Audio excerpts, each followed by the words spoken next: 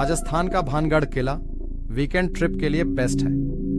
वैसे माना जाता है कि यहाँ पर आत्माएं पर्यटकों से संवाद करती हैं। अगर आप कुछ ऐसा ही अनुभव करना चाहते हैं तो आपको इस किले को देखने जरूर जानना चाहिए। हम सभी ने भानगढ़ किले की कहानियों के बारे में कई बार सुना और पढ़ा है। ये जगह काफी भूतिया है। ये किला 400 साल पुराना है। कहते हैं यहाँ पर आत्माएं पर्यटकों के साथ संवाद करने की कोशिश करती हैं।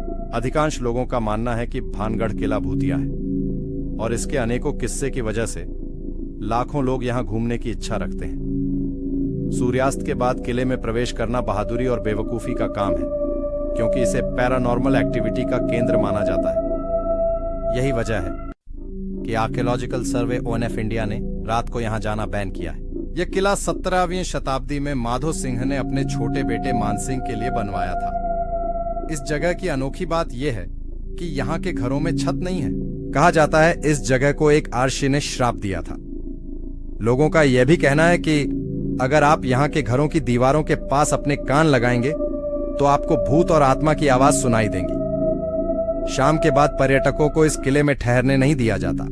बताया जाता है कि जिस धरती पर भानगढ़ किला खड़ा है वह गुरु बालूनाथ नामक शक्तिशाली तपस्वी का था। किले का निर्माण शुरू करने से पहले माधो सिंह ने तपस्वी की अनुमति मांगी थी। उन्हें एक शर्त के साथ अनुमति दी गई। शर्त यह थी कि किले की छाया कभी भी तपस्वी के घर पर न पड़े, वरना बड़ी दुर्घटना हो सकती है। हालांकि उनके उत्तराधिकारी अजब सिंह ने इस शर्त की अनदेखी की और मजबूत दीवारों के साथ किला बनवाया।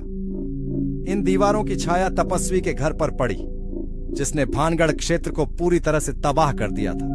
दूसरी कहानी यह भी है कि कहा जाता है कि किले की राजकुमारी रत्नावती इस किले के सर्वनाश का कारण थी। राजकुमारी के प्यार में पड़े एक तांत्रिक ने साजिश रचकर राजकुमारी को हासिल करना चाहा था, लेकिन साजिश का खुलासा होने पर उसे मौत के घाट उतार दिया गया, जिसके बाद इस तांत्रिक के शाप की वजह से यह किला खंडहर में तब्दील होकर भूतहा बन गया। कई लोगों का मानना है कि यहाँ दिन के उजाले में भी अकेले जाने की हिम्मत नहीं करता है। इस फोर्ट के बारे में कहा जाता है कि कुछ लोग शाम के समय यहाँ घूमने के लिए गए थे, लेकिन वापस लौट कर नहीं आए।